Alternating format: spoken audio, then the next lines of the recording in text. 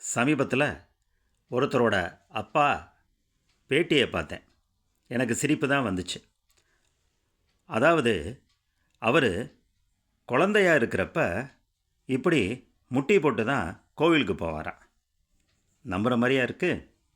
ஏன்னா நான் குழந்தையா இருந்திருக்கேன். தவழ்ந்து தானே போவேன். நான் யாரையும் குறிப்பிட்டு சொல்கிறதுக்கு இங்கே இல்லை. அதுவும் என்னோட வேலையும் இல்லை. புரிஞ்சிச்சா? நான் உங்களுக்கு அப்பா மாதிரி. ஆனால் ஒருத்தர் சொல்கிறாரு சார்னு. வாங்க அங்கிள் அப்படின்னு கூப்பிட்டா அதில் ஒரு உரிமை இருக்குது. சார் அப்படின்னு கூப்பிட்டா அது என்ன உறவு?